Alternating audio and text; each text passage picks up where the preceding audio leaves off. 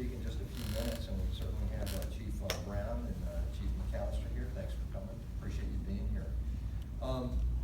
Hey, before we get started, I want to go over a couple of interesting stats that have come up recently with regards to opioid overdoses and the problem that's declining that's going on out there, not only in our community but nationally.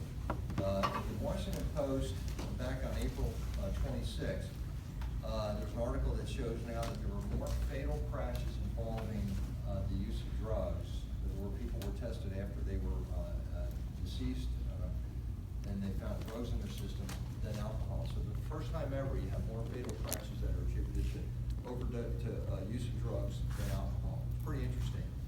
If you look at the Commonwealth of Virginia, we had more opioid overdose deaths last year than we did fatal car accidents. So what you're seeing is obviously a trend that's very scary here in the direction things are going.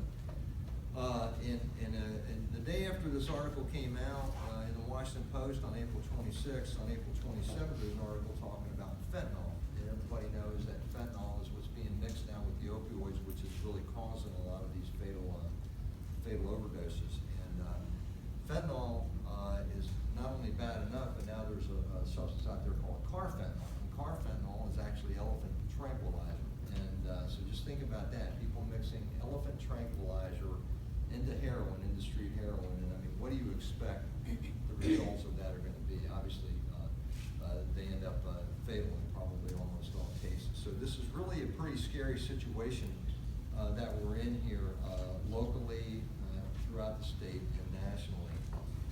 Now, what we've been able to do is work making sure that our deputies are equipped with Narcan.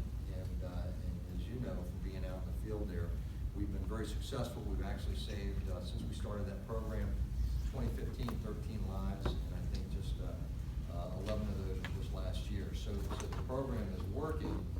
Concern I have is now we've administered the program, the Narcan, to the same person more than once, and so we're hoping that people start kind of getting the message here that there's more to solving this problem than just administering Narcan and saving lives. But that's what we do. We're law enforcement officers. We're deputies out there, and that's our job is to save lives, and we do that through a myriad of ways. As far as we go from a law enforcement capacity, we've taken a very proactive approach in working not only with our legislators in making sure that we get the word out, getting the laws into place in the places where they need to be.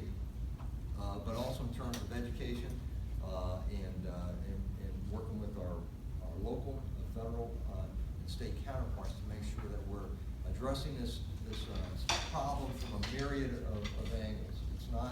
It's not just one thing will work. There are a lot of things that can have an impact, and we've got to find the right one for the right situation. We have, as you know, we've expanded our DARE education to middle school, where people are most impacted by peer pressure, so that they get that reinforcement of the anti-drug message. We've teamed up with DEA, gone out there and given presentations throughout the county with regards to drugs. So we're trying to work on the education and the prevention aspect of this. We're also working from an enforcement standpoint, and certainly working in the area locally and trying to go after the distributors that are responsible for this, and working at a high level with our federal counterparts, certainly on HIDA initiatives, high intensity drug trafficking area groups, and making sure that we're hitting it from all angles. And I don't think, again, that there's any one solution, but I do think that there's something out there that will work for someone. And so what we got to do is try to find the right fit for the right time in somebody's life to try to get this problem taken care of. Certainly, treatment is a key component of that, and hopefully we're making some good progress when it comes to that.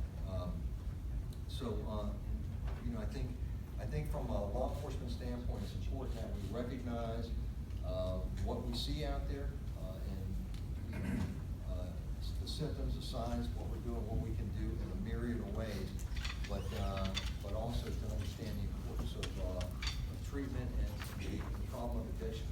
And see today is a video that really addresses the addiction and the treatment aspect of that, and I think it's a key component, and it's something that we've really got to put a lot of stock in and try to use the best we can to try to understand the problem and address it the best way possible.